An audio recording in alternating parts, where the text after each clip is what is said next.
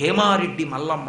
బిడ్డలు లేకపోతే ఒక రెడ్డి గారు వెళ్లి మొక్కుకున్నాడు, మల్లికార్జునుణ్ణి ప్రార్థించాడు, ఇంత ఐశ్వర్యం ఉంది నాకు బిడ్డలు లేరని. పరమశివుడు కల్లో కనపడి చెప్పాడు, శాశ్వతమైన కీర్తినివ్వగలిగినది నా దేవాలయంతో సంబంధం ఉండేది, నా అంశలో ఉన్న బిడ్డ జన్మిస్తోంది నీకని. ఆడపిల్ల పుట్టింది, మల్లమ్మ అని పేరు పెట్టారు. ఆ పిల్ల ఏ ఇంట్లో అడుగు పెడితే ఆ ఇంటి ఐశ్వర్యం అందుకునేది. ఆయన ఒక రెడ్డి గారికి ఇచ్చి పెళ్లి చేశారు. కానీ ఆ ఇంట్లో అత్తగారు ఆడబడుచు ఇద్దరికి ఈమె అంటే ద్వేషం. ఎందుకంటే ఊరంతా చెప్పుకునేది ఈవిడ అడుగు పెట్టాకే ఐశ్వర్యం ఎక్కువైంది వీళ్ళకని. వాళ్ళు ఎలాగైనా ఈమె పట్ల భర్తకి వైముఖ్యం కలిగేటట్టు చెయ్యాలని ఒక రోజున పిలిచి, నేను ఏం చెప్పినా చేస్తావా అని అడిగింది అత్తగారు. ఆమె అత్తగారి మాటని ఔదలదాల్చేది, చేస్తానంది. పాలెకాపుని మాన్పించాను, ఆవుల్ని తోలుకుని అరణ్యంలోకి వెళ్ళి తీసుకురా. ఆమె పరమశివ భక్తి తత్పరురాలు. పుట్టుక నుంచి ఎప్పుడూ శివనామని చెప్తుండేది నాలుక మీద. శివుడు ఉండగా నాకు భయం ఏమిటి అత్తయ్య గారు, మీ ఆజ్ఞ అలాగే తీసుకెళ్తానని ఆవుల్ని తీసుకుని వెళ్ళింది. ఆవులు మేస్తున్నాయి, ఈవిడ శివనామం